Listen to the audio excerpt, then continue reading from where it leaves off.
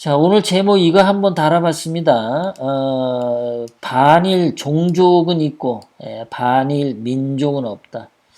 자, 자유민주주의의 적이 종족주의다. 개인의 자유를 압살하려는 종족주의. 이렇게 이제 한번 잡아봤습니다. 우리 박정희 대통령님 같은 경우는 대한민국을 무에서 유로 창조하신 창조적 자유민주주의를 하신 분이죠. 개인의 자유를 존중하셨죠. 그래서 저마다 타고난 소질을 개발해서 국가가 발전하고 개인이 발전하는 그러한 국민교육 헌장을 말씀하셨습니다. 자, 그런데 이 문재인 주사파 좌파들은 개인의 자유를 지금 압살하려고 하죠. 친일 매국노라고 낙인을 찍고 토착 왜구라고 낙인을 찍고 일본 물건 불매 운동을 하는 것 자체가 지금 대한민국을 이상한 거짓 선동으로 몰아가고 있는 거죠. 지난번에는 광우병 가지고 사회를 들었다 놨다 했다면은 또 촛불 거짓 선동으로 개돼지들을 끌고 다녔다 하면 이번에는 친일 매국노, 토착 왜구, 반일 이런 거 가지고 대한민국을 지금 마녀 사냥의 소용돌이로 집어넣고 있는 겁니다. 자세하게 한번 보도록 하겠습니다. 자, 지금 반일 종족주의라고 하는 우리 이제 이영훈 교수님께서 쓰신 책이 굉장히 지금 뭐라 그러죠? 그런 거를요, 센세이션을 일으키고 있죠. 반일 종족주의.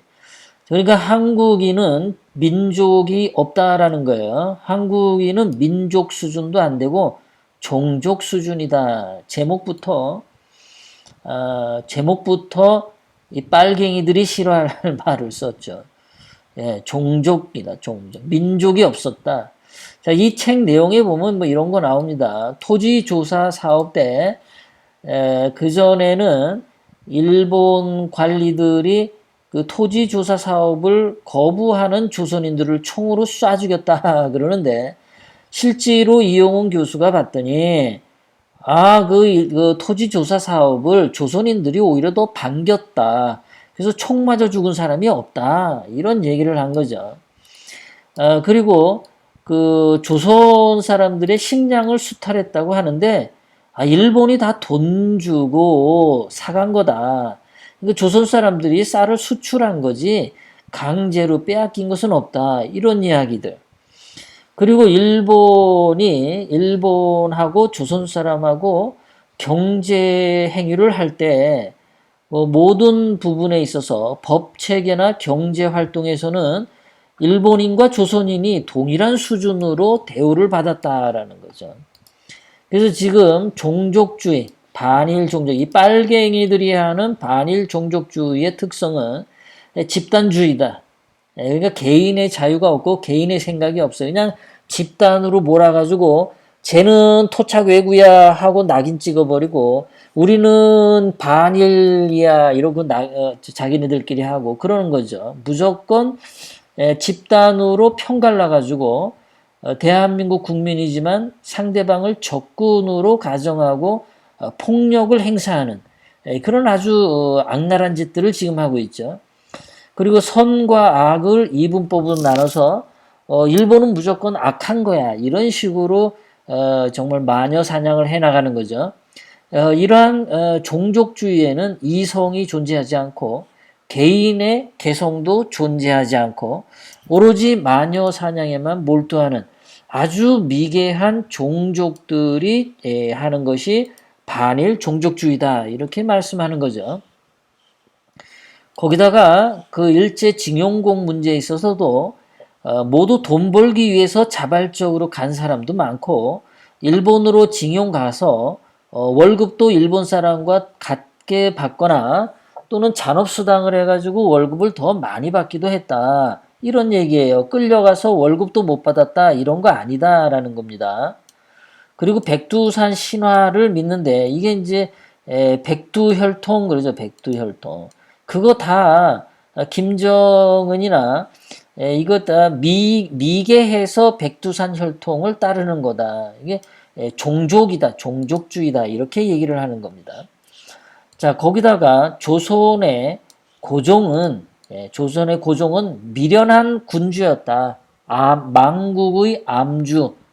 아주 미련하고 멍청한 임금이 고종인데 이 한국의 빨갱이들은 고종을 굉장히 무슨 뭐 신문명을 받아들이고 굉장히 똑똑한 군주로 만들고 있다. 이 빨갱이들이 말이죠. 쓰레기 고종을 뭐 똑똑이 고종으로 만들고 있다. 근데 고종은 미련하고 머리도 나쁘고 아주 아둔한 임금이었다. 그런 얘기를 쓰고 있어요. 그 다음 위안부 문제에서도 세종 때도 위안부가 있었다. 그리고 한국 전쟁 때도 그 텍사스 미아리 미군 부대 주변에 다 그런 거 다 있는 거다. 이런 얘기죠. 그래서 제가 한번 찾아봤더니 실질적으로 조선시대에 말이죠. 예, 인신매매 브로커가 있었습니다. 조선시대에 사람을 여자아이를 돈 주고 사고 팔고 하는 브로커가 있었답니다. 조선시대 때도 이미. 자, 그리고 1916년 일제시대 때는 일본에 의해서 식민지 조선에서 성매매 관리제 등 공창제를 실시했다고 나와 있습니다. 예, 공창제는 뭐 지금도 있죠. 지금도 대한민국에 고급 룸사롱 이런데 이제 지난번에 버닝썬 사태에서 보듯이 버닝썬 그 춤추는 데 가면은 그 연예인들 이런 애들을 이제 창녀처럼 접대를 시켰죠. 그리고 요즘에도 한국의 젊은 여자들이 일본으로 가서 성매매 업소에서 일하죠. 이런 게 다 공창제도죠. 법으로 허가를 내서 하는 거. 다 그랬었다는 거죠. 그래서 일제시대 때 본인의 의사에 따라서 성매매업에 관해서 계약을 맺었었다. 강제로 하는 경우는 흔치 않았다. 이런 이제 이야기들을 이용훈 교수의 반일 종족주의 책에서 주장을 하는 겁니다. 그랬더니 이제 이거 가지고 이제 이 좌파들이 늘 일본을 욕을 해야 되는데 진실이 그게 아니다. 일본 사람들이 그렇게 나쁘게 한 게 아니다. 이런 책을 보고서는 좌파들이 이영훈 교수를 고발을 냈어요. 고발장을 냈습니다. 주옥순 대표하고 이영훈 교수에게 고발장을 냈어요. 고발장을 낼 뿐만 아니라 조국 같은 경우는 이런 말까지 했어요. 구역질 난다. 이영훈 교수가 친일파니까 저런 책이나 썼지. 이렇게 한 거예요. 그런데 조국은 사실은 말이죠. 이 책을 읽지 않았대요. 책도 읽지 않고 구역질 나는 책이다. 이렇게 얘기를 하는 거예요. 뭐 원래 조국은 그렇죠. 고시 패스하지 않고도 교수하죠. 그래서 조국은 이런 걸 외쳤죠. 법관 자격이 없어도 재판관 가능하도록 해야 된다. 이런 말을 떠들었어요. 그러니까 책을 읽지 않아도 책을 아는 게 조국이에요. 운전면허증 없어도 운전하자. 이게 조국이 주장하는 거죠. 비행기 조종할 줄 몰라도 파일럿으로 임명하자. 이게 조국인 거죠. 이렇게 무식한 자가 책을 읽지도 않고서 페이스북에 비난을 했는데 그 비난한 내용이 뭐냐면 이래요. 이용훈 교수의 그 채용 내용은 전체주의적이고 파시즘적 발상이다. 자, 요 전에 우리 이용훈 교수님이 책 내용을 제가 소개해 드렸습니다. 거기 보면은 파시즘적 발상 없어요. 소위 말해서 전체주의적이고 파시즘이라고 하는 것은 개인의 자유를 말살하고 집단적인 그런 광포한 폭력을 동반하는 거고, 국가가 모든 것을 계획적으로, 강압적이고 계획적으로 하는 것을 파시즘적이고 전체주의적이라고 말을 하는 겁니다. 그런데 이영훈 교수는 아무것도 없어요. 뭐 전체주의적으로 뭐 개인의 자유를 말살하자 이런 얘기가 없어요. 국가가 계획적으로 뭘 하자 이런 것도 없습니다. 파시즘적인 거 아무것도 없는데 조국은 그냥 이 말을 갖다 붙여요. 그러니까 이런 말을 사실과 다르게 파시즘이라고 이런 말을 갖다 붙이는 조국이야말로 파쇼다. 조국은 파쇼 종족주의자다. 이렇게 얘기하는 겁니다. 조국은 파쇼 종족주의예요. 아무데나 상대방에 대해서 상대방을 비난하기 위해서 이렇게 선동적으로 전체주의적이다, 파시즘적이다 이렇게 붙이는 것은 아주 사악한 겁니다. 사실은 북한의 김정은이 전체주의적이고 파시즘적이죠. 문재인이야말로 전체주의적이고 파시즘적이죠. 문재인이 왜 전체주의적이냐? 문재인에게 있어서는 지금 사법부도 문재인이 마음대로 하고 있죠. 그 다음에 언론 전부 민노총 소속의 기자들이 문재인을 옹호하는 기사들을 절대적으로 많이 내고 있죠. 거기다가 문재인은 경제정책에 있어서도 소득 주도 성장을 강제적으로 밀어붙이죠. 주 52시간도 강제적으로 밀어붙이죠. 그리고 지난번에 요즘에 문제가 되고 있는 반도체 소재 불산도 예전에 문재인이가 불산 공장을 폐쇄시키는 짓을 했잖아요. 맨날 친일 반일 문제권 이런 것들이 바로 전체주의고 파시즘적인 거죠. 문재인이가 반일 선동하면서 뭐 지자체장들이 100군데에서 뭐 일본 물건 불매하는 플랜카드를 동시다발적으로 아주 그 계획적으로 체계적으로 조직적으로 다는 거 그런 거야말로 파시즘이라고 얘기하죠. 조국은 단어만 알았지 이 단어를 적절한 것에 적용해서 말을 하는 실력이 안 되고 있다는 걸 보여주고 있는 겁니다. 그 다음에 이영훈 교수의 이 책이 헌법 정신을 부정하는 책. 아니 책도 읽어보지 않고 헌법 정신을 부정하는 책이래. 거기다가 이런 구역질 나는 책이래. 아니 읽어보지도 않고 구역질 나는 걸 어떻게 합니까? 조국이야말로 정말 구역질 나는 인간이죠. 저는 조국을 잘 모릅니다. 자, 조국도 이용훈 교수의 책을 잘 모르면서 구역질 나는 책이라고 말한 것처럼 똑같은 논리를 조국에게 적용을 하면 저도 조국을 잘 모릅니다. 하지만 구역질 나는 조국 이렇게 말을 할 수 있겠습니다. 이런 식으로 조국이 발끈발끈해요. 조국은 죽창을 들자고 했죠. 죽창을 들고 죽창을 드는 것 자체가 파쇼적인 겁니다. 조국은 자유민주주의에는 걸맞지 않는 파쇼 종족주의자 이렇게 불러도 가관이 아닙니다. 자, 거기다가 홍준표 같은 경우는요. 홍준표도 이 이영훈 교수의 반일 종족주의를 비난을 하는데 이 사람도 참 말이 안 맞는 게 요약하면 이렇습니다. 하는 말이 우리 상식과 어긋나는 책이다. 우리 상식과 어긋나는 책이다. 우리 상식의 우리가 누구일까요? 좌파 상식인가요? 대한민국 상식인가요? 이영훈 교수는 진실을 말하고자 한 거죠. 사실을 말하고자 한 거죠. 그러니까 기존의 잘못된 상식에 대해서 도전하죠.